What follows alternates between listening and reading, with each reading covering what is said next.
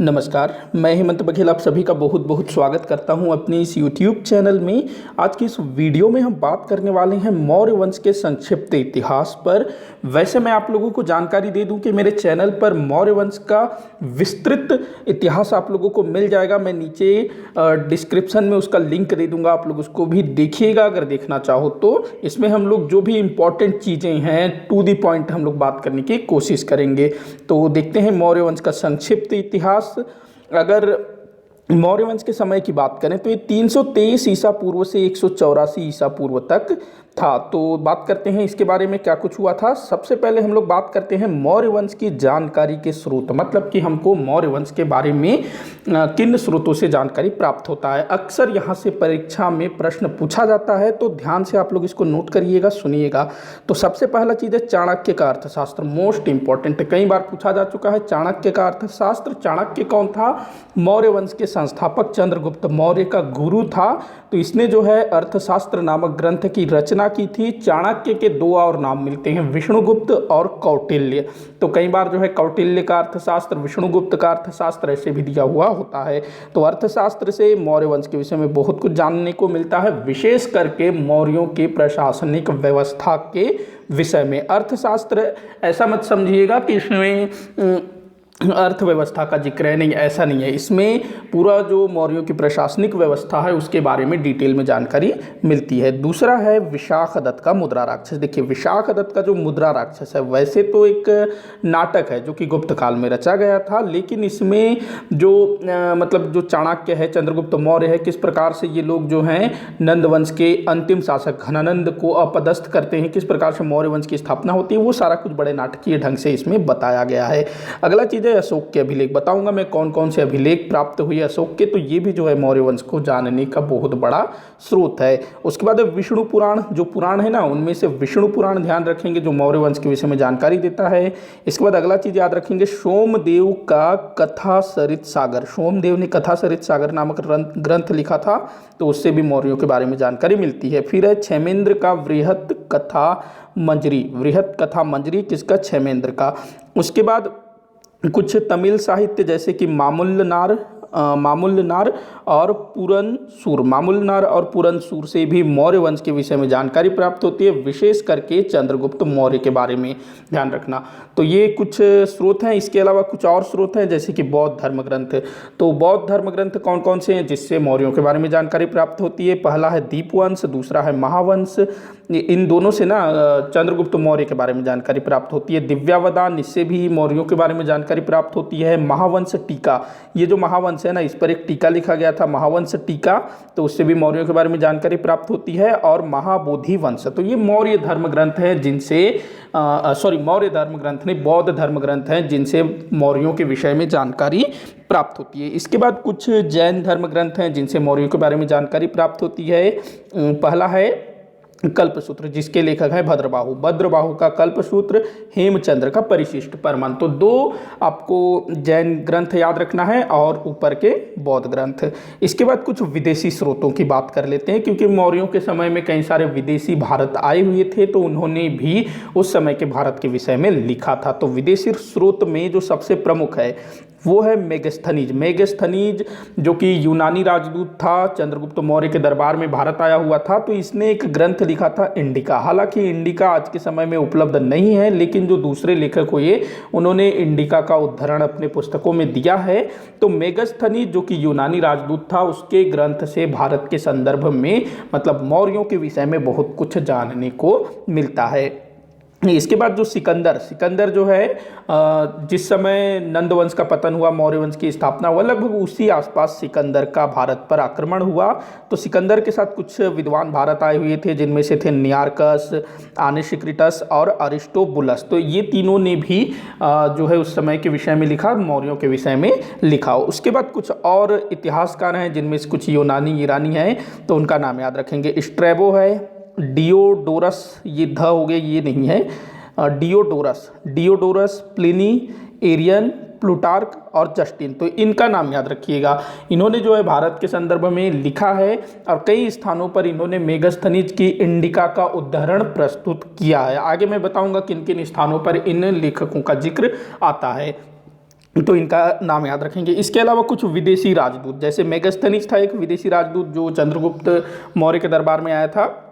इसी प्रकार बिंदुसार के दरबार में आए थे जो क्या कहते हैं, एक आया था डायोनिसियस और डायोमेकस, ये जो है चंद्रगुप्त के दरबार में आए थे। इसके अलावा चीनी यात्री हैं कुछ, जिनमें से फायान का नाम याद रखेंगे, वेनसोंग का नाम याद रखेंगे, इत्सिंग का नाम याद रखेंगे। तो इन सब से जो है मौर्यों के विषय में जानकारी प्राप्त होती है। कुछ अगर हम पुरातात्विक स्रोत की बात करें तो इसमें ज़्यादा कुछ नहीं है, बस अशोक के लेख इसमें प्रमुख हैं, जो अशोक ने अभिलेख जारी किए थे, जो बहुत सारे स्थानों से प्राप्त हुए हैं। इसके अलावा पटना के निकट कुम्रहार करके कोई स्थान है, कुम्रहार और बुलंदी बाग, तो यहाँ से चंद्रगुप्त मौर्य का राजप्रसाद, उसका महल प्राप्त हुआ है चंद्रगुप्त मौर्य का। तो इन सब चीज़ों से मौर्यों के विषय में जानकारी प्राप्त होती है। अब हम लोग बात करते हैं मौर्य वंश के संस्थापक चंद्रगुप्त मौर्य के बारे में, किस प्रकार से मौर्य वंश की स्थापना होती है, सब देखते हैं। तो चंद्रगुप्त मौर्य जैसा कि ये संस्थापक था और मौर्य वंश की स्थापना होती है 323 ईसा पूर्व में। कई पुस्तकों में 322 भी मिलता है। कब तक इसने शासन किया? 298 तक, लगभग 25 वर्ष इसका शासन रहा। तो इसका गुरु था चाणक्य। गुरु क्या था? चाणक्य, जिसका नाम है कौटिल्य भी मिलता है, विष्णुगुप्त भी मिलता है। इसने अर्थशास्त्र नामक ग्रंथ की रचना की थी। अब थोड़ा सा मैं स्टोरी पर आता हूँ। तो जो मौर्य वंश से पहले भारत पर नंदों का शासन था, मतलब मगध पर नंदों का शासन था। कहाँ पर? मगध। और इस समय जो है नंद वंश का शासक घनानंद वो शासन कर रहा था और इसकी राजधानी थी पाटलिपुत्र। ऐसा कहा जाता है कि ये जो घनानंद था बड़ा ही अत्याचारी शासक था, प्रजा पर अत्याचार करता था। और एक बार क्या होता है कि जो चाणक्य है वो नंद के दरबार में आते हैं, मतलब घनानंद के दरबार में, और जो घनानंद है चाणक्य का अपमान कर देता है। तो इससे जो है चाणक्य क्रोधित हो जाता है और बोलता है कि मैं तुम्हारा समूल नाश कर दूंगा। और फिर वो जो है चंद्रगुप्त मौर्य को अपना शिष्य बनाता है और उसको तैयार करता है। फिर जो चंद्रगुप्त मौर्य और चाणक्य दोनों मिलकर के फिर घनानंद के ऊपर आक्रमण कर देते हैं और घनानंद को अपदस्थ करके नंद वंश का उन्मूलन करते हैं और इस प्रकार से मौर्य वंश की स्थापना होती है। मैंने जो है इन सब चीज़ों पर डिटेल में वीडियो बनाया हुआ है, आप लोग उसको देखिएगा, नीचे डिस्क्रिप्शन में लिंक मिल जाएगा। तो इस प्रकार से मौर्य वंश की स्थापना हो जाती है। तो देखते हैं आगे। अब हम लोग बात करते हैं कि ये जो चंद्रगुप्त था ये कौन था, मतलब इसकी जाति क्या थी। तो जो ब्राह्मण साहित्य है उनमें चंद्रगुप्त मौर्य को शूद्र बोला गया है। उस समय जो समाज था 4 वर्गों में बटा हुआ होता था, ब्राह्मण, क्षत्रिय, वैश्य, शूद्र। जो शूद्र है उसको निम्न कुल का माना जाता था, निम्न स्तर का माना जाता था। तो चंद्रगुप्त मौर्य को ब्राह्मण साहित्यों में शूद्र कहा गया है। वही बौद्ध और जैन धर्म ग्रंथों में इसको क्षत्रिय बोला गया है, ध्यान रखना, पूछा जाता है। उसके बाद अगला है विशाख दत्त जिसने मुद्रा राक्षस लिखा है। इसने अपने ग्रंथ में चंद्रगुप्त मौर्य के लिए वृषल शब्द का प्रयोग किया है। वृषल जिसका मतलब होता है निम्न कुल का, तो विशाख दत्त भी इसको निम्न कुल का मानता है।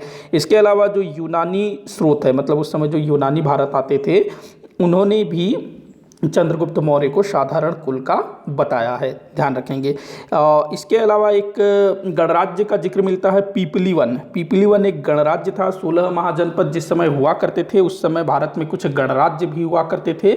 जो वज्जी संघ था, मल्ल महाजनपद था, तो उनके अंतर्गत कुछ गणराज्य थे, तो उन्हीं में से एक था पीपलीवन। तो पीपलीवन में मौर्य वंश के लोग शासन करते थे। तो चंद्रगुप्त मौर्य का संबंध पीपलीवन के मौर्य वंश से माना जाता है। तो ध्यान रखेंगे ये सारा कुछ। आगे बढ़ते हैं, चंद्रगुप्त मौर्य के कुछ दूसरे नाम देख लेते हैं। देखिए जो चंद्रगुप्त मौर्य है, वैसे तो इसका असल नाम तो चंद्रगुप्त मौर्य ही था, लेकिन जो यूनानी थे, जो दूसरे लेखक थे, उन्होंने चंद्रगुप्त मौर्य को कुछ अन्य नामों से लिखा है अपने ग्रंथों में। तो किसने क्या कहा है उसको देखते हैं। तो जो यूनानी ग्रंथ हैं उनमें चंद्रगुप्त मौर्य को सैंड्रोकोट्स कहा गया है। 2 सेकंड लूँगा।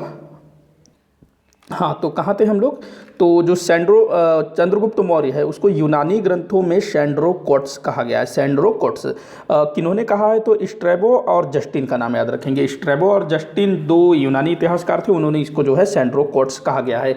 और मतलब ना बहुत समय तक जो है सैंड्रोकोट्स कौन था इस विषय में कोई जानकारी नहीं थी, लेकिन जो सर विलियम जोन्स थे उन्होंने सैंड्रोकोट्स की पहचान चंद्रगुप्त मौर्य के रूप में की थी। ध्यान रखेंगे इस चीज़ को भी। उसके बाद है एंड्रोकोट्स। एंड्रोकोट्स किसने बोला है? एरियन और प्लूटार्क ने। एरियन और प्लूटार्क ने एंड्रोकोट्स कहा है।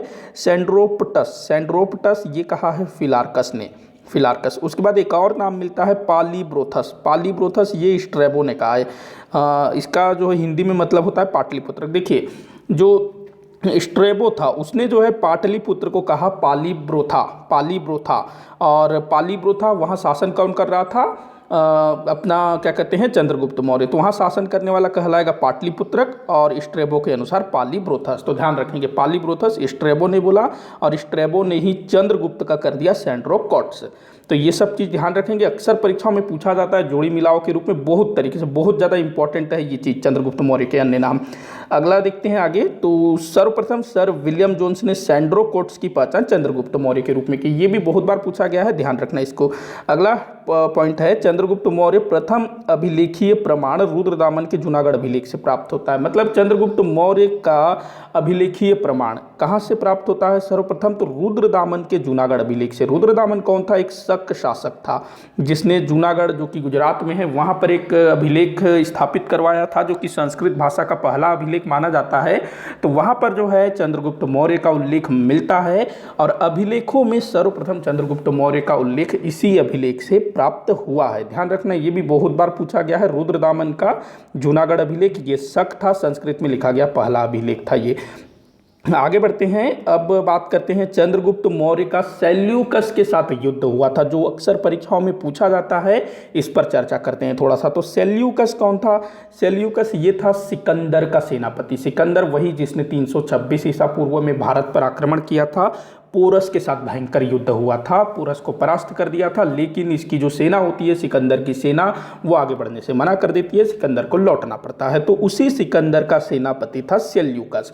तो सेल्यूकस जब वापस लौटता है, जब सिकंदर वापस लौटता है तो सेल्यूकस को वो जो है अपने जीते हुए प्रदेशों का गवर्नर बना करके वापस चला जाता है। जब सिकंदर की मृत्यु हो जाती है तो सेल्यूकस जो है अपने आप को स्वतंत्र कर लेता है और सिकंदर ने जो भी क्षेत्र जीते थे इस तरफ अपने, मतलब पश्चिमोत्तर भारत, मध्य एशिया, तो वहाँ का खुद शासक बन जाता है सेल्यूकस।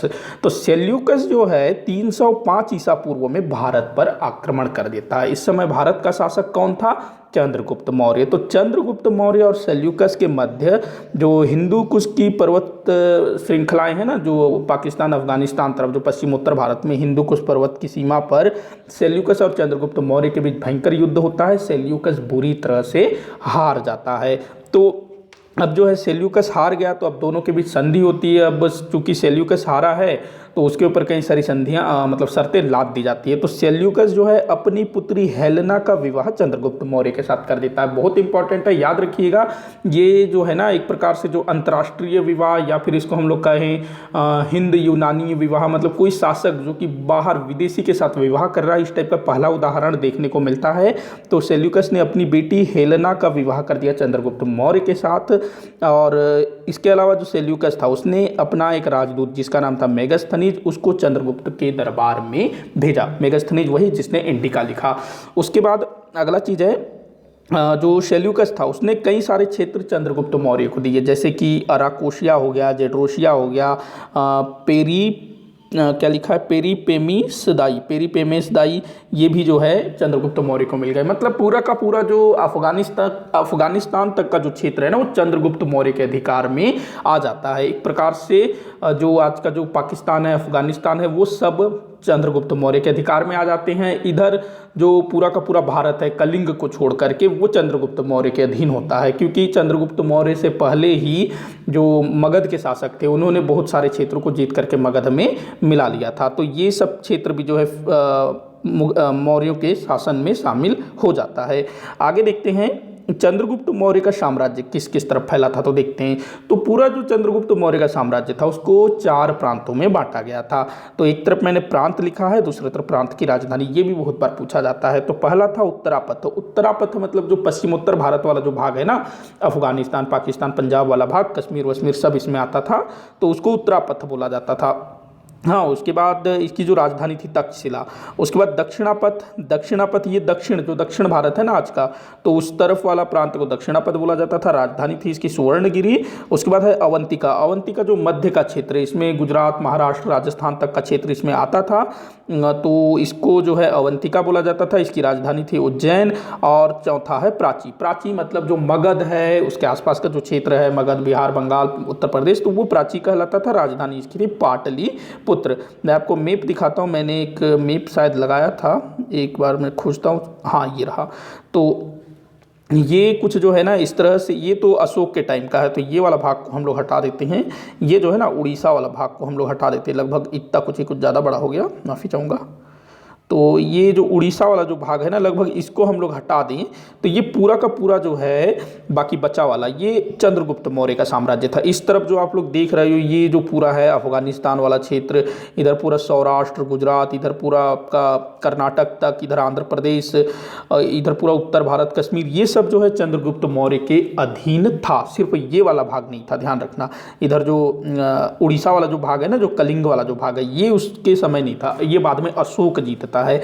और दक्षिण में जो केरल हो गया, कर्नाटक का दक्षिणी भाग हो गया, तमिलनाडु हो गया, ये सब भी शामिल नहीं था। और इस तरफ आपका जो असम वाला जो भाग है, इसका भी बहुत सारा भाग जो है चंद्रगुप्त मौर्य के अधीन नहीं था। तो ध्यान रखेंगे ये चीज़ को, मतलब जो मौर्य थे उन्होंने बहुत बड़ा साम्राज्य खड़ा किया था।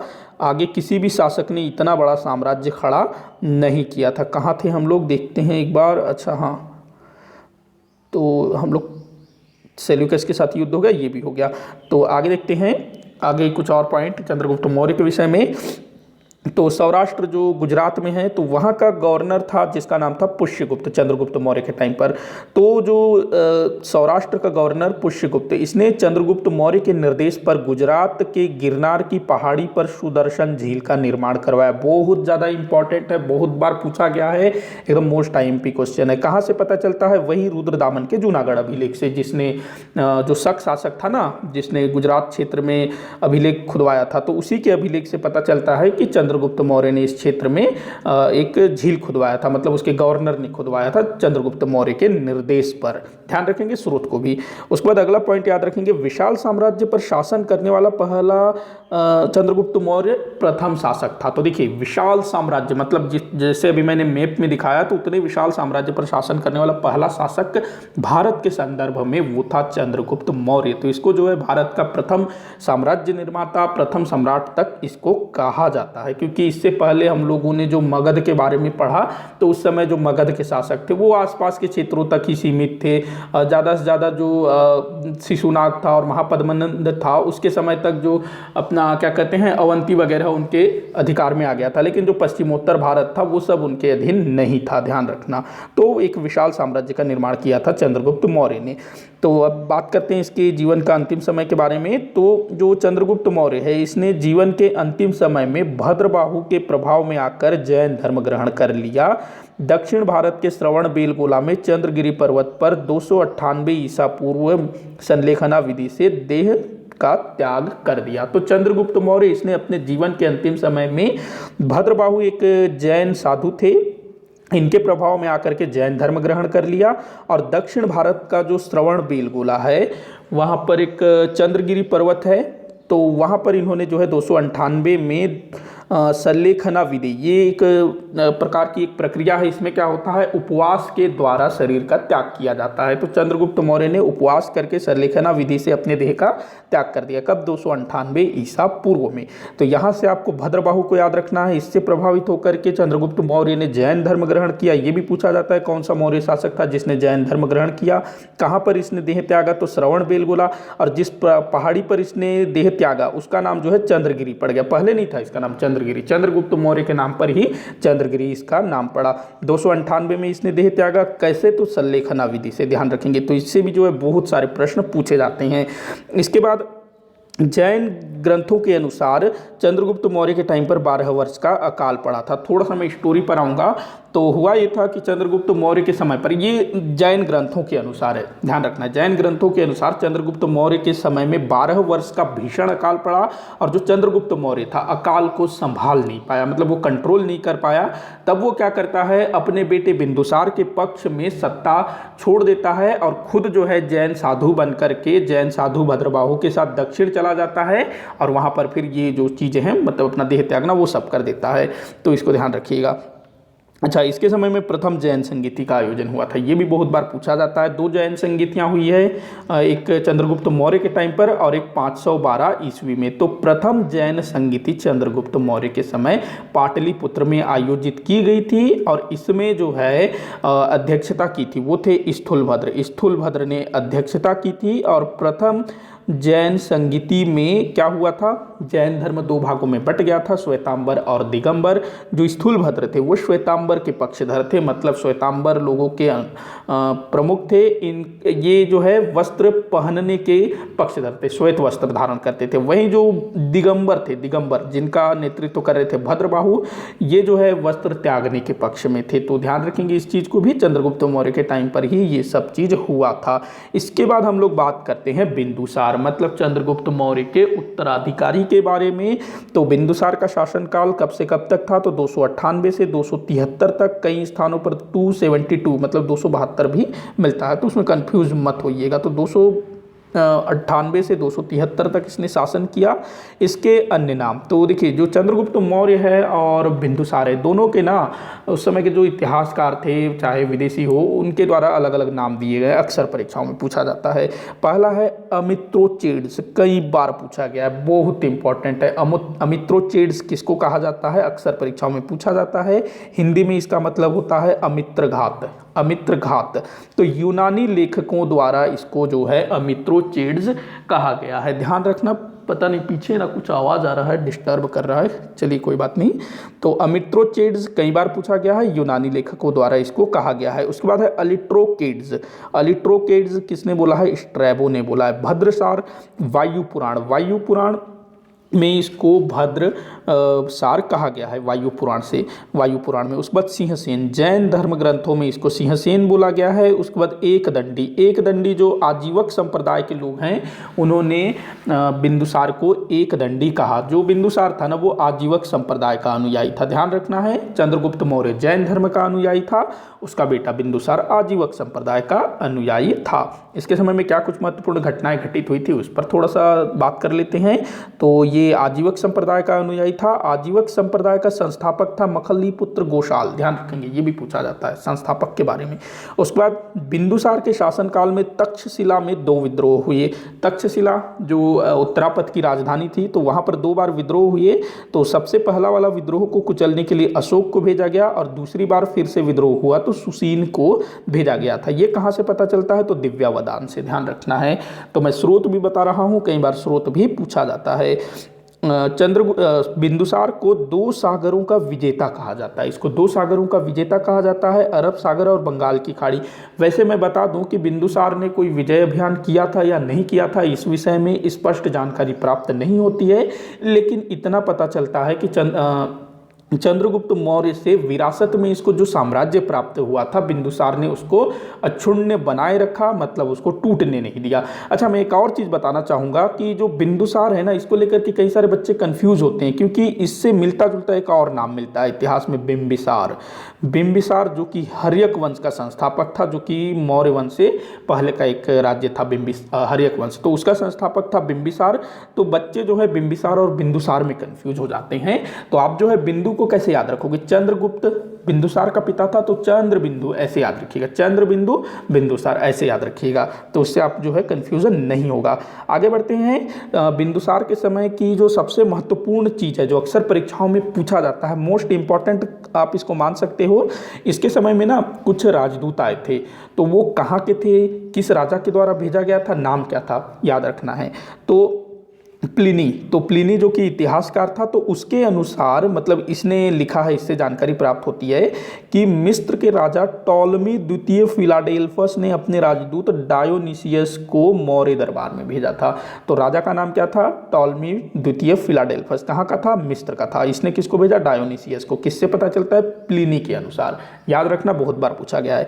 उसके बाद अगला इतिहासकार स्ट्रैबो। तो स्ट्रैबो के अनुसार सीरिया के राजा एंटियोकस प्रथम ने अपना राजदूत भेजा डाईमेकस। तो ध्यान रखेंगे, पहले मिस्र के राजा टॉलमी द्वितीय फिलाडेल्फस ने अपने राजदूत डायोनिसियस को भेजा। दूसरा सीरिया के राजा एंटियोकस प्रथम ने डाईमेकस को भेजा। किसके दरबार में? बिंदुसार के दरबार में। बहुत ज़्यादा इंपॉर्टेंट है, अक्सर ये चीज़ पूछा ही जाता है अगर बिंदुसार के बारे में पूछेगा तो। उसके बाद बिंदुसार ने ना सीरिया के राजा से कुछ चीज़ों की डिमांड की थी। 3 चीज़ें उसने मांगी थी सीरिया के राजा से। मतलब ऐसा नहीं है कि कोई बहुत खतरनाक चीज़ मांगा था। तो ये पहला चीज़ था मीठी मदिरा, दारू, शराब मंगाया था, मीठी मदिरा, विदेशी ब्रांड। हाँ, दूसरा चीज़ उसने मंगाया था सूखी अंजीर। तीसरा उसने मंगाया था दार्शनिक। तो 3 चीज़ें याद रखना, ये भी परीक्षा में पूछा जाता है, मीठी मदिरा, सूखी अंजीर और दार्शनिक। पहली 2 चीज़ें मतलब दारू शराब उसने भेजा, मीठी मदिरा सूखे अंजीर भी उसने भेज दिए, लेकिन दार्शनिक भेजने से उसने मना कर दिया। दार्शनिक नहीं भेजूंगा, मतलब उसको लग रहा था होगा इसको दार्शनिक भेज दूंगा, वो जो दार्शनिक उसका बढ़िया से ज्ञानवान बना देगा, मेरे ही ऊपर अटैक कर देगा, इस टाइप से कुछ होगा। पता नहीं क्यों उसने दार्शनिक नहीं भेजा। तो ये भी पूछा जाता है कि कौन सा चीज़ नहीं भेजा, तो दार्शनिक नहीं भेजा था, ध्यान रखना। तो ये था बिंदुसार। इसके बाद बिंदुसार जो है 273 ईसा पूर्व में इसकी डेथ हो जाती है। उसके बाद इसका उत्तराधिकारी हुआ अशोक। अब बात करते हैं अशोक के बारे में, जो कि मौर्य वंश का महानतम शासक था, भारत का भी महानतम शासक है अशोक। तो 273 से 232 ईसा पूर्व इसका शासनकाल था। तो शायद ना कहीं कहीं 37 भी मिलता है मेरे ख्याल से, 237 एक बार, हाँ 232 या 237 दिया हुआ होता है, तो देखिएगा इसको। हाँ, तो इसके पिता की डेथ हुई 273 ईसा पूर्व में। हाँ, अब जिस समय अशोक के पिता की डेथ हुई उस समय अशोक जो है अवंती में था। अवंती जो कि एक प्रांत था, तो उसकी राजधानी उज्जैन थी। तो वहाँ का ये गवर्नर हुआ करता था अपने पिता के समय। तो जैसे पता चला इसके पिता की डेथ हुई तो ये वापस आता है और कहते हैं कि अशोक के जो है 99 और भाई थे। मतलब बिंदुसार के टोटल 100 पुत्र थे, उनमें से एक अशोक भी था।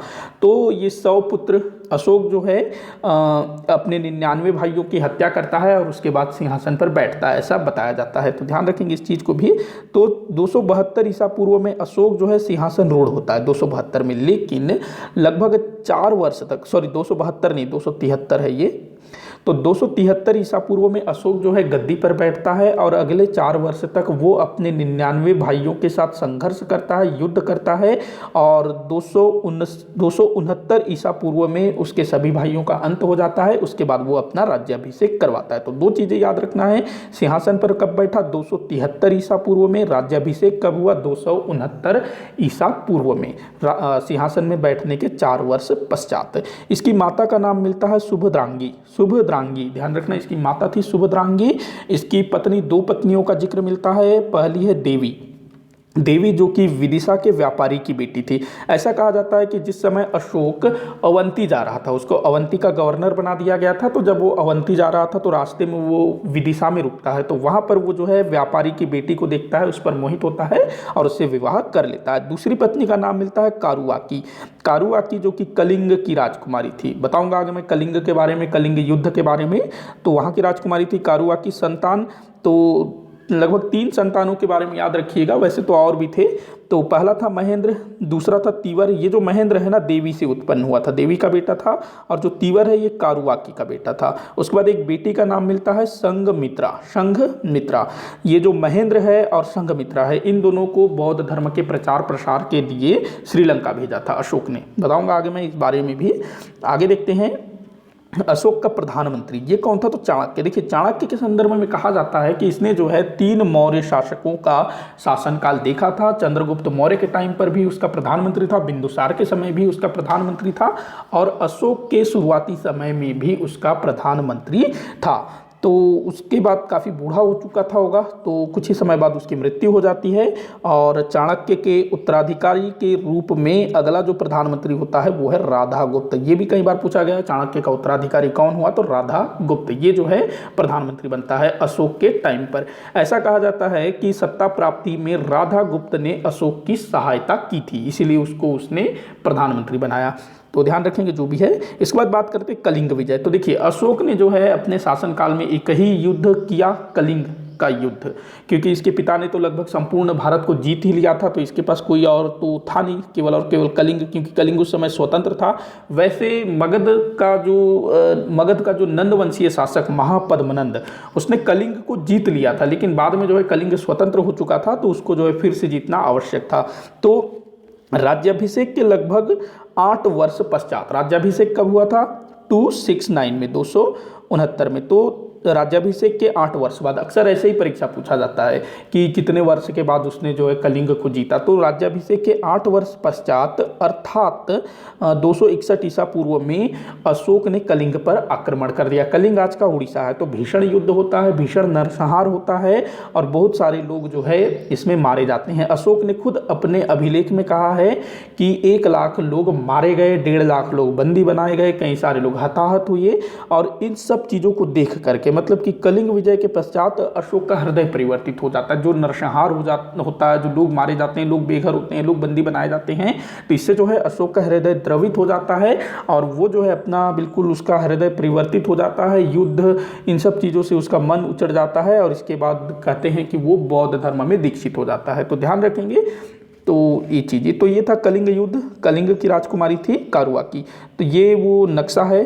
तो अशोक के टाइम पर ये पूरा इस टाइप से था। अशोक के टाइम पर ये कलिंग यहाँ पर है, तो इसको अशोक ने जीता, बाकी सब उसके पिता ने जीत रखा था। तो इसको भी आप लोग ध्यान में रखिएगा कि नीचे का जो दक्षिण वाला जो भाग है ना, ये नहीं था, इधर वाला भाग नहीं था, और बाकी सब ऊपर का जो पहाड़ी कुछ प्रदेश है ना, ये भी इनके अधिकार में नहीं था, ध्यान रखेंगे। और शेष भारत लगभग पूरा इनके अधिकार में था। तो आगे देखते हैं, अशोक के बारे में कुछ इंपॉर्टेंट पॉइंट बताता हूँ आप लोगों को। तो अशोक शासक बनने से पहले अवंती का उपराजा था, गवर्नर था, ध्यान रखेंगे, बताया मैंने पीछे। एक निर्ग्रोध नामक 7 वर्षीय बौद्ध भिक्षु ने अशोक को बौद्ध धर्म में दीक्षित किया। ये दीपवंश और महावंश के अनुसार है। दीपवंश और महावंश के अनुसार निर्ग्रोध नामक 7 वर्षीय बौद्ध भिक्षु ने अशोक को बौद्ध धर्म में दीक्षित किया। वही दिव्यावदान के अनुसार कहा जाता है कि उपगुप्त नामक बौद्ध भिक्षु ने अशोक को बौद्ध धर्म में दीक्षित किया है। आप लोग जो है पुस्तकों में ये काफ़ी दिया हुआ होता है, किसी में निर्गोध का नाम दिया हुआ होता है, किसी में उपगुप्त का नाम दिया हुआ होता है। तो मैं आप लोगों को सोर्स के आधार पर बता रहा हूँ। देखिए, दीपवंश और महावंश के अनुसार निर्ग्रोध और दिव्यावदान के अनुसार उपगुप्त के द्वारा इसको जो है बौद्ध धर्म में दीक्षित किया गया। खैर कोई भी रहा हो, अशोक ने बौद्ध धर्म को अपनाया और युद्ध को त्याग करके उसने जो है धम्म विजय को अपना लिया। कलिंग युद्ध के पश्चात अशोक ने भेरी घोष के स्थान पर धम्म घोष को अपनाया। भेरी घोष मतलब युद्ध के समय में जो भेरी घोष होता था उसको छोड़ करके उसने अब किसको अपना लिया, धम्म घोष, अशोक का धम्म। तो देखिए, जो धम्म शब्द है ना, ये पाली भाषा का शब्द है। पाली, जो धर्म ही धम्म बन गया है पाली भाषा में। तो धम्म मतलब क्या, धर्म। और धम्म विजय के लिए धम्म महामात्र की नियुक्ति की गई। देखिए, धम्म क्या था, तो इस पर वैसे मैंने डिटेल में वीडियो बनाया हुआ है, डिस्क्रिप्शन में आप लोगों को लिंक मिल जाएगा, जरूर से देखिएगा। तो यहाँ मैं ज़्यादा डिटेल में नहीं जाऊँगा।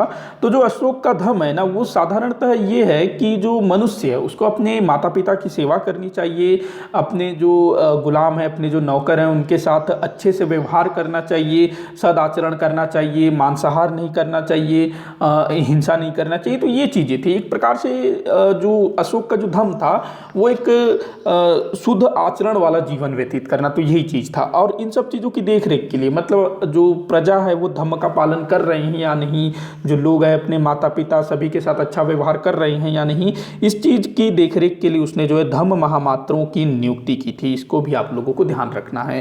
तो धम्म के विषय में ज़्यादा बात नहीं करूँगा, काफ़ी मतलब लंबा हो जाएगा। तो इस पर मैंने वीडियो बनाया है, आप लोग नीचे कमेंट जो डिस्क्रिप्शन है वहाँ चेक करिएगा, मिल जाएगा। इसके बाद बात करते हैं तृतीय बौद्ध संगीति संगीति की। तो चंद्रगुप्त मौर्य के समय में प्रथम जैन संगीति हुई थी। जैन संगीति, कंफ्यूज मत होइएगा, चंद्रगुप्त मौर्य ने जैन धर्म अपनाया था और जो अशोक था उसने बौद्ध धर्म। तो इसके टाइम पर तृतीय बौद्ध संगीति का आयोजन हुआ। कब? 251 ईसा पूर्व में। कहाँ पर? पाटलिपुत्र में। मौर्यों की राजधानी पाटलिपुत्र थी, ध्यान रखना। तो पाटलिपुत्र में अध्यक्षता किसने की? मोगलीपुत्र तिस ने। मोगलीपुत्र तिस ने कुछ ग्रंथों के आधार पर ना मोगलीपुत्र तिस ने अशोक को बौद्ध धर्म में दीक्षित किया, ऐसा कहा गया है। तो एक तीसरा नाम और हो गया, पहला निर्गोध हो गया, दूसरा उपगुप्त हो गया, तीसरा मोगलीपुत्र तिस। तो ध्यान रखेंगे, ये तीनों को बोला जाता है। तो इसने अध्यक्षता की थी। इसमें क्या हुआ था? तृतीय बौद्ध संगीति में अभिधम्म पीटक का संकलन। तो ये भी पूछा जाता है कि अभिधम्म पीटक का संकलन किसके शासनकाल में हुआ? तो अशोक के टाइम पर हुआ था। तृतीय बौद्ध संगीति के समय में अशोक ने अपने पुत्र महेंद्र और संघमित्रा को बौद्ध धर्म के प्रचार हेतु श्रीलंका भेजा था। ये भी कई बार पूछा गया है। तृतीय बौद्ध संगीति में ही ये तय हुआ कि अब हमको जो है बौद्ध धर्म के प्रचार प्रसार के लिए धर्म प्रचारकों को भारत भूमि से बाहर भी भेजना होगा, और अशोक ने जो है इसके लिए सारी व्यवस्थाएं करवाई। अपने बच्चों को उसने श्रीलंका भेजा। इसके अलावा और दूसरे कई सारे धर्म प्रचारकों को भारत भूमि के बाहर बौद्ध धर्म के प्रचार प्रसार के लिए भेजा था। इसके बाद बात करते हैं अशोक के अभिलेखों के विषय में। देखिए, अशोक का जो अभिलेख है, ये वाला जो टॉपिक है ना, अशोक के अभिलेख, ये अपने आप में बहुत बड़ा है, बहुत बड़ा टॉपिक है, क्योंकि बहुत तरह से इसमें प्रश्न पूछा जाता है। काफ़ी मतलब हाई लेवल के क्वेश्चन भी पूछे जाते हैं अलग अलग तरीके से। तो मैं एकदम डिटेल में तो नहीं जाऊँगा, फिर भी इसके जितने भी अभिलेख है उसको बताने की कोशिश करूंगा। वैसे आप लोगों को डिटेल जानना है तो मेरे चैनल के प्लेलिस्ट में मिल जाएगा। तो देखते हैं अशोक के अभिलेखों के विषय में। तो अशोक के जो अभिलेख थे उसको खोजने का श्रेय किसको जाता है? तो टी कैंथलर। इसने 1750 में दिल्ली का जो फिरोज शाह कोटला है वहां पर अशोक के एक अभिलेख को खोजा था, ध्यान रखना, टी कैंथलर 1750 में। उसके बाद अच्छा, इसको पढ़ा नहीं जा सका था क्योंकि उस समय भाषा अलग थी, प्राकृत भाषा थी, ब्राह्मी लिपि थी, खरोष्ठी लिपि थी। तो उसको जो है हम भारतीय भूल चुके थे, तो पढ़ना नहीं आता था, तो उसको पढ़ा नहीं जा सका था। तो आगे चल करके जो एक क्या कहते हैं जेम्स प्रिंसेप, मैंने कहाँ लिखा है उसको, हाँ यहाँ लिखा है। तो अशोक के अभिलेखों को पढ़ने का श्रेय जेम्स प्रिंसेप को जाता है 1837 में। तो ध्यान रखेंगे, खोजा किसने? टी कैंथलर ने, और पढ़ा किसने? जेम्स प्रिंसेप ने। क्योंकि जो प्राकृत भाषा थी कहीं ना कहीं हम उसको भूल चुके थे, लेकिन जो प्राकृत भाषा थी वो हिंदी भाषा की जननी थी। मतलब जो संस्कृत, प्राकृत, पाली, उसके बाद अपभ्रंश, इन्हीं सब से तो हिंदी निकला था, तो इसी कारण से उसको जो है पढ़ा जा सका। वही अगर हम लोग बात करें सिंधु घाटी सभ्यता की जो लिपि है वो तो मतलब कहीं से भी मिल नहीं खाती है, तो उसको अभी तक पढ़ा नहीं जा सका है। तो अशोक के अभिलेखों को किसने पढ़ा? तो जेम्स प्रिंसेप ने। ये भी कई बार पूछा गया, मोस्ट इंपॉर्टेंट क्वेश्चन है। उसके बाद एक पॉइंट याद रखिएगा, अशोक के अधिकतर अभिलेख ब्राह्मी लिपि में प्राप्त हुए हैं। अशोक के जो है ना 40 से 45 स्थानों पर अशोक के अभिलेख प्राप्त हुए हैं, बहुत सारे अभिलेख प्राप्त हुए हैं, और इनमें से अधिकतर जो है ब्राह्मी लिपि में लिखे गए हैं। ध्यान रखना, ब्राह्मी लिपि में लिखे गए हैं। ब्राह्मी लिपि जो बाएं से दाएं लिखी जाती थी, बाएं से दाएं लिखी जाती थी ब्राह्मी लिपि, और जो खरोष्ठी है वो दाएं से बाएं लिखी जाती थी। तो अधिकांश अभिलेख ब्राह्मी लिपि में प्राप्त हुए हैं। ये भी बहुत इंपॉर्टेंट क्वेश्चन है, ध्यान रखना। इसके अलावा कुछ अभिलेख हैं जो कि खरोष्ठी लिपि में प्राप्त हुए हैं, ग्रीक लिपि में प्राप्त हुए हैं, आर्मेनिक लिपि में प्राप्त हुए हैं। मैं बताऊंगा कौन सा अभिलेख है जो कि खरोष्ठी, ग्रीक, आर्मेनिक में प्राप्त हुआ है। भाषा क्या थी? प्राकृत थी, ध्यान रखेंगे, भाषा प्राकृत थी। बात करते हैं, ये भी हो गया। तो अब अशोक के अभिलेखों पर आते हैं। तो अशोक के जो अभिलेख है ना उसको अलग अलग भागों में बांट सकते हैं अध्ययन की सुविधा के लिए अशोक के अभिलेखों को। तो पहले भाग में वृहत शिलालेख, वृहत शिलालेख मतलब बड़े बड़े शिलालेखों पर लिखा गया, उसको वृहत शिलालेख बोला जाता है। दूसरे को हम बोलेंगे स्तंभ लेख, जो खंभों में लिखा गया है, स्तंभ लेख। हाँ, तीसरा गुहा लेख, गुफाओं में लिखा गया तीसरा। इसके अलावा चौथा हम बना सकते हैं लघु शिलालेख, पांचवा हम बना सकते हैं लघु स्तंभ लेख। ऐसे हम कैटेगरी मतलब अलग अलग भागों में बांट सकते हैं। ये सिर्फ और सिर्फ अध्ययन की सुविधा के लिए है, और अशोक के अभिलेख जिस टाइप से मिले हैं उसके आधार पर ध्यान रखना। तो अशोक के वृहत शिलालेख मतलब जो विशाल शिलालेख हैं वो उनकी संख्या 14 है, जो कि 8 विभिन्न स्थानों से प्राप्त हुआ है। ध्यान रखना, वृहत शिलालेखों की संख्या 14 है जो कि 8 स्थानों से प्राप्त हुआ है। और ये अक्सर परीक्षाओं में पूछा जाता है कि कौन सा शिलालेख कहाँ से प्राप्त हुआ है, उनकी भाषा क्या है, लिपि क्या है। तो देखते हैं 14 शिलालेख जो 8 स्थानों से प्राप्त हुए। 14 याद नहीं करना, केवल 8 स्थानों का नाम याद रखना है। पहला है शाहनवाजगढ़ी। शाहनवाजगढ़ी जो कि पाकिस्तान में शायद पेशावर के आसपास है शाहनवाजगढ़ी। तो ये पाकिस्तान, आज का जो पाकिस्तान है वो, पहले तो सब कुछ मौर्यों के अधीन ही था ना, पूरा का पूरा अफगानिस्तान तक भी। दूसरा है मानसेहरा, ये भी पाकिस्तान में है। तो ये दोनों शाहनवाजगढ़ी और मानसेहरा दोनों कहाँ पर है, आज के समय में पाकिस्तान में है, और दोनों खरोष्ठी लिपि में लिखा गया है, ध्यान रखेंगे, खरोष्ठी लिपि में। शाहनवाजगढ़ी मानसेहरा दोनों खरोष्ठी लिपि में लिखा गया है। उसके बाद है कालसी। कालसी जो है ना, ये उत्तराखंड में है, देहरादून के आसपास कहीं है कालसी। तो वहाँ से जो है अशोक के अभिलेख प्राप्त हुए हैं, कालसी उत्तराखंड। वैसे अगर आप लोग पुरानी पुस्तकों से पढ़ रहे होंगे तो उत्तर प्रदेश आप लोगों को मिलेगा, क्योंकि पहले उत्तराखंड उत्तर प्रदेश का अंग हुआ करता था, लेकिन वर्तमान में इसकी स्थिति कहाँ पर है, उत्तराखंड में। उसके बाद गिरनार। गिरनार कहाँ पर है, ये है अपने गुजरात में, गुजरात का सौराष्ट्र क्षेत्र। उसके बाद धौली, ये उड़ीसा में है। जौगढ़, ये भी उड़ीसा में है। एर्रगुड़ी, ये है अपना क्या कहते हैं, आंध्र प्रदेश में है। आंध्र प्रदेश का शायद कर्नूल जिला में पड़ता है ये, मतलब तेलंगाना में पड़ेगा कि आंध्र प्रदेश में पड़ेगा, थोड़ा सा मैं कंफ्यूज हूँ, आप लोग कमेंट करके बताइएगा, और मैं जो है खोज के इसको डिस्क्रिप्शन में आप लोगों को बता दूंगा। एर्रगुड़ी मतलब तेलंगाना में पड़ रहा है या आंध्र प्रदेश में, तो बताता हूँ मैं आप लोगों को नीचे डिस्क्रिप्शन में। उसके बाद सोपारा कहाँ पर है, महाराष्ट्र में है। तो ये जो दो हैं, शुरू के जो दो हैं, ये आज के समय में पाकिस्तान में है, लिपि इनकी खरोष्ठी है। बाकी के जो 6 हैं ये वर्तमान समय में भारत में है, और इनकी लिपि ब्राह्मी है, ध्यान रखना, ब्राह्मी, इनकी लिपि क्या है, ब्राह्मी। तो भारत, वर्तमान समय के भारत से जितने भी अभिलेख प्राप्त हुए हैं उनकी लिपि ब्राह्मी है, और भारत से बाहर मतलब पाकिस्तान क्षेत्र में जो प्राप्त हुई है उनकी लिपि खरोष्ठी है, ध्यान रखना, अक्सर पूछा जाता है। इसके बाद हम लोग बात करते हैं अशोक के लघु शिलालेखों के विषय में। लघु शिलालेखों की संख्या कितनी है, 13। मतलब ये भी शिलालेख हैं, देखिए जो शिलालेख हैं कुछ बड़े हैं तो उनको वृहद शिलालेख बोल दिया गया, जो थोड़े से छोटे हैं उनको लघु शिलालेख बोल दिया गया, कोई इसमें कंफ्यूजन नहीं होना चाहिए। तो वृहद शिलालेखों की संख्या 14, लघु शिलालेखों की संख्या 13 है। तो बात करते हैं लघु शिलालेखों के बारे में। पहला है रूपनाथ। रूपनाथ ये कहाँ पर है, जबलपुर में। देखिए जबलपुर को ना पहले रूपनाथ ही बोला जाता था, मध्य प्रदेश में है जबलपुर, तो वहाँ से जो है एक लघु शिलालेख प्राप्त हुआ है। दूसरा है गुर्जरा। गुर्जरा यहाँ, ये दतिया मध्य प्रदेश में, गुर्जरा में जो है जो लघु शिलालेख प्राप्त हुआ है वहाँ अशोक का मूल नाम लिखा गया है। अच्छा, मैं ये चीज़ बताना भूल गया कि अशोक के जितने अभिलेख प्राप्त हुए हैं ना, अधिकतर अभिलेखों में अशोक का नाम अशोक नहीं लिखा गया है। अशोक को क्या बोला गया है, देव नाम पियदसी, देव नाम पियदसी लिखा गया है, मतलब देवताओं का प्रिय, देवताओं का प्रिय राजा, ऐसा लिखा गया, देव नाम पियदसी। तो अधिकतर अभिलेखों में देव नाम पियदसी लिखा गया है। तो जो मतलब, तो ध्यान रखेंगे इस चीज़ को। तो जो गुर्जरा है ना, यहाँ पर अशोक नाम मिलता है। उसके बाद भबरूगढ़, ये जयपुर राजस्थान में है भबरूगढ़। सहसाराम, यहाँ से ये बिहार में है। उसके बाद मास्की, ये कहाँ पर है, रायचूर कर्नाटक में है। मास्की में भी अशोक का जो नाम है अशोक नाम मिलता है, मास्की गुर्जरा में अशोक नाम मिलता है। उसके बाद ब्रह्मगिरी। ब्रह्मगिरी ये चित्तलदुर्ग, चित्तलदुर्ग जो कि कर्नाटक में है। उसके बाद अगला है सिद्धपुर, ये भी ब्रह्मगिरी के निकट है, मतलब कर्नाटक में ही है। उसके बाद है जटिंग रामेश्वर। जटिंग रामेश्वर ये भी कर्नाटक में है, ब्रह्मगिरी के निकट। उसके बाद है एररगुडी, ये आंध्र प्रदेश में है। उसके बाद है आपका गोपी मठ, हाँ ये गोवी मठ, ये कहाँ पर है, मैसूर कर्नाटक में है गोवी मठ। उसके बाद है पालकी गुंड। पालकी गुंड ये भी मैसूर कर्नाटक में है। उसके बाद है राजुल मंडगिरी। राजुल मंडगिरी आंध्र प्रदेश में, राजुल मंडगिरी। उसके बाद अहरौरा। अहरौरा ये उत्तर प्रदेश में। तो ये 13 लघु शिलालेख अशोक के, 14 वृहद शिलालेख, 13 लघु शिलालेख। तो इनकी अवस्थिति आप लोगों को ध्यान रखना होगा, और इनके बारे में डिटेल पढ़ना है ना, किस शिलालेख से क्या जानकारी प्राप्त होती है, तो मेरे डिटेल वाले वीडियोस देखिएगा, नहीं तो वीडियो ना बहुत ज़्यादा लंबा हो जाएगा। आगे बढ़ते हैं, अशोक के स्तंभ लेखों के बारे में बात करते हैं। तो ये भी बहुत पूछा जाता है कि कौन सा स्तंभ लेख कहाँ पर है और कौन से स्थान से स्तंभ लेख प्राप्त हुए हैं। तो 7 हैं, मतलब अशोक द्वारा जो स्तंभ लेख जारी किए गए थे उनकी संख्या 7 है। तो इनको अशोक के सप्त स्तंभ लेख बोला जाता है, जो कि 6 स्थानों से प्राप्त हुई है। तो आपको 7 याद नहीं करना है, 6 याद करना है। पहला है प्रयाग स्तंभ लेख, बहुत ज़्यादा इंपॉर्टेंट है, यहाँ से जो है 2 लेख प्राप्त हुए हैं। तो पहला और दूसरा यहीं से हो गया, आप समझिए।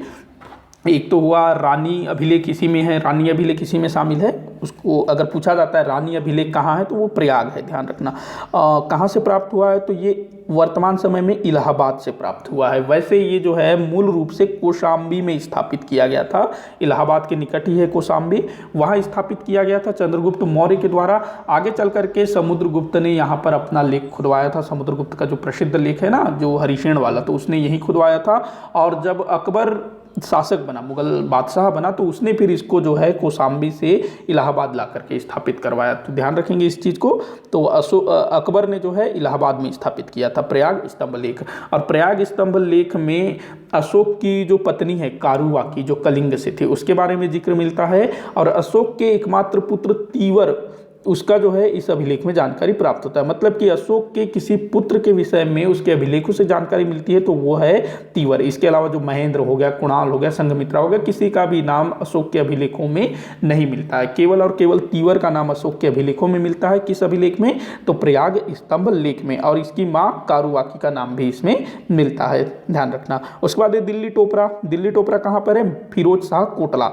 देखिए ये जो है ना, पहले टोपरा नामक स्थान पर हुआ करता था। टोपरा नाम के स्थान पर इसको फिरोज शाह तुगलक, जो तुगलक वंश का शासक था, उसने जो है वहाँ से निकाल करके दिल्ली में जो उसने फिरोजाबाद, जो वहाँ नगर था, तो वहाँ पर उसने ला करके स्थापित करवाया, जो फिरोज शाह कोटला के नाम से जाना जाता है, वहाँ स्थापित करवाया। इसके अलावा जो फिरोज शाह तुगलक था, उसने मेरठ के एक स्तंभ लेख को भी दिल्ली में ला करके स्थापित किया। तो दूसरा तीसरा दिल्ली में है, जो कि पहले टोपरा में था, मेरठ में था, तो इसको दिल्ली टोपरा, दिल्ली मेरठ के नाम से जाना जाता है। फिरोज शाह तुगलक ने उसको जो है दिल्ली में स्थापित करवाया था। उसके बाद चौथा है लौरिया अरराज। लौरिया अरराज ये चंपारण बिहार में है। चंपारण वही जहाँ पर महात्मा गांधी जी ने सत्याग्रह आंदोलन किया था। कब किया था? कमेंट में बताइएगा। उसके बाद है लौरिया नंदगढ़। लौरिया नंदगढ़ ये भी चंपारण में है, चंपारण बिहार। उसके बाद रामपुरवा, ये भी चंपारण बिहार में है। तो ये 6 स्थानों से अशोक के स्तंभ लेख प्राप्त हुए हैं। आगे बढ़ते हैं। अब बात करते हैं अशोक के लघु स्तंभ लेखों के बारे में, जो छोटे छोटे खंभों में खुदवाए गए होंगे।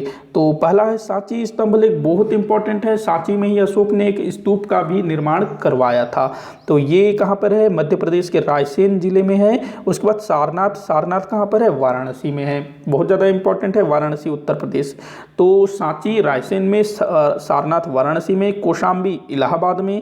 उसके बाद रुमिनदेई। रुमिनदेई कहाँ पर है? नेपाल की तराई में। निगिलवा ये है नेपाल की तराई में। नेपाल, तो नेपाल की तराई से 2 स्तंभ लेख प्राप्त हुए हैं। ये भी पूछा जाता है कि कौन से अभिलेख नेपाल की तराई से प्राप्त हुए हैं, तो ध्यान रखना। आगे बढ़ते हैं। तो कुछ इम्पॉर्टेंट पॉइंट आप लोगों को बताता हूँ। सार-ए-कुन्ना या कंधार अभिलेख। सार-ए-कुन्ना या कंधार शिलालेख। तो जो कंधार है ना, जो जिसको गांधार भी बोला जाता था, तो जो कंधार है वहाँ से जो शिलालेख प्राप्त हुआ है उसको सार-ए-कुन्ना के नाम से भी जाना जाता है।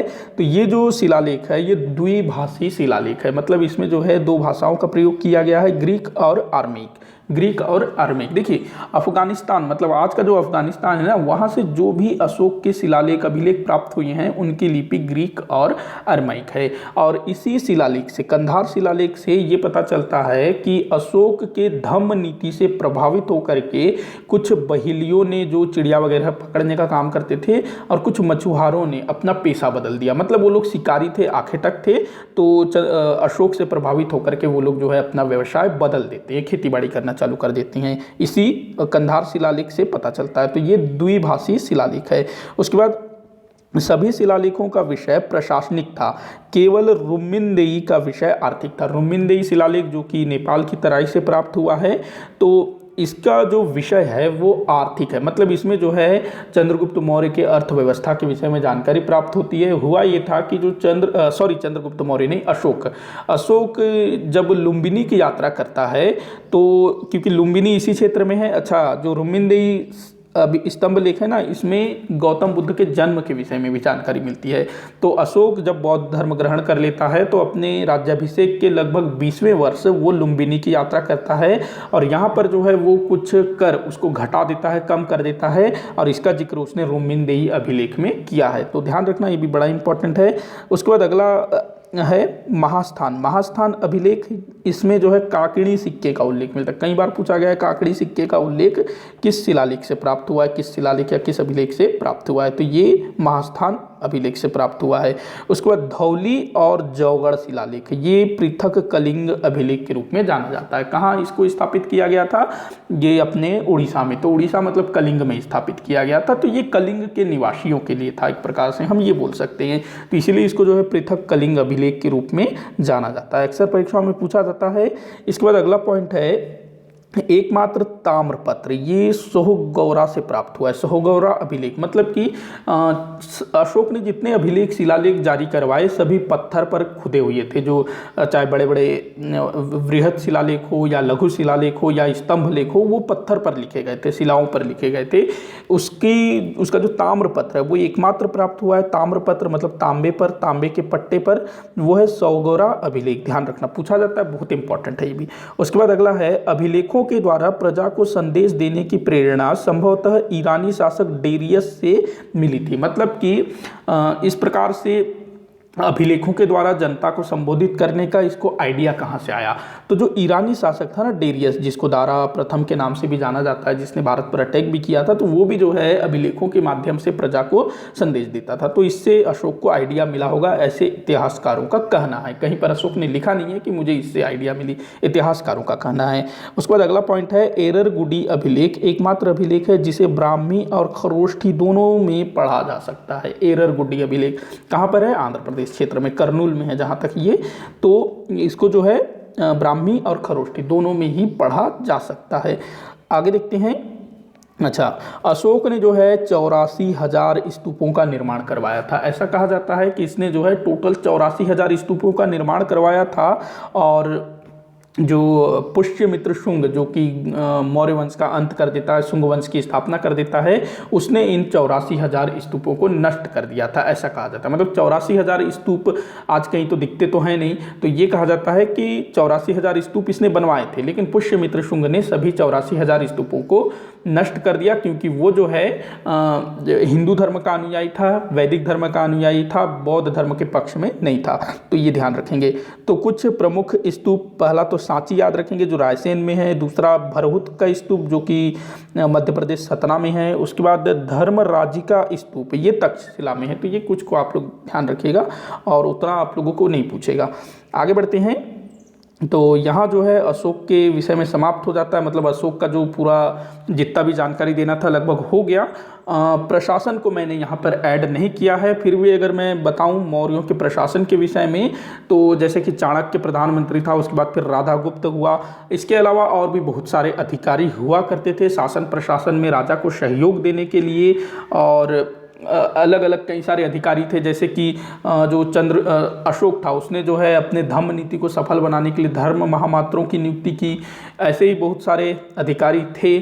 तो वीडियो ज़्यादा लंबा हो जाता, इसी कारण मैंने उसको शामिल नहीं किया। तो आप लोग अगर देखना चाहो डिटेल में तो नीचे डिस्क्रिप्शन में लिंक आप लोगों को मिल जाएगा। तो इसके बाद हम लोग बात करते हैं अशोक के उत्तराधिकारियों के विषय में। तो अशोक के उत्तराधिकारियों के विषय में बहुत ज़्यादा मतभेद है, क्योंकि अलग अलग स्रोतों से अलग अलग जानकारी प्राप्त होती है। मतलब जैन कुछ और लिखते हैं, बौद्ध कुछ और लिखते हैं, इसके अलावा जो पुराण है, ब्राह्मण ग्रंथ है, वो कुछ और लिखते हैं। तो इसी कारण से अच्छे से जानकारी प्राप्त नहीं हो पाती है। फिर भी अशोक का जो उत्तराधिकारी हुआ वो कुणाल को माना जाता है, अशोक का पुत्र। उसके बाद संप्रति का नाम आता है। संप्रति के विषय में कहा जाता है कि ये जैन मतानुयायी था। संप्रति जैन धर्म को मानता था। इसके बाद जो है अपना दशरथ नाम का एक शासक हुआ, जिसके संबंध में कहा जाता है कि ये आजीवक संप्रदाय का अनुयायी था और इसने जो है आजीवक संप्रदाय के लिए काम भी किया था। तो संप्रति जैन था, दशरथ जो है आजीवक संप्रदाय को मानता था, ध्यान रखना।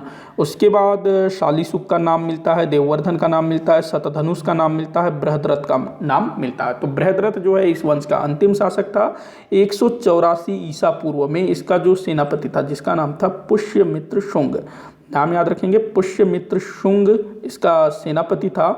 तो जिस समय बृहद्रथ अपनी सेना का क्या कहते हैं, जो जो साल में होता है ना सेना का निरीक्षण करना, तो लगभग कुछ वैसे ही कर रहा था सेना का निरीक्षण। तो पूरी सेना उसके सामने खड़ी थी और पुष्यमित्र शुंग ने पूरी सेना के सामने मौर्य सम्राट की हत्या कर दी। और जो सेना थी उसने भी कुछ विरोध नहीं किया, क्योंकि ऐसा कहा जाता है कि जो मौर्य शासक थे वो उतना जो है पहले जैसे नहीं थे, जैसे कि अशोक के टाइम पे, चंद्रगुप्त मौर्य के समय, बिंदुसार के समय, मतलब वो पथभ्रष्ट हो गए रहे होंगे, मतलब लोगों को भी पसंद नहीं आ रहा था होगा मौर्यों का शासन। तो पुष्यमित्र शुंग ने पूरी सेना के सामने बृहद्रथ की हत्या कर दी और सेना ने भी इसका किसी प्रकार से विरोध नहीं किया। और पुष्यमित्र शुंग, जिसके संबंध में कहा जाता है कि ये ब्राह्मण था, इसने जो है पुनः वैदिक मतलब क्या कहें ब्राह्मण राज्य की स्थापना की।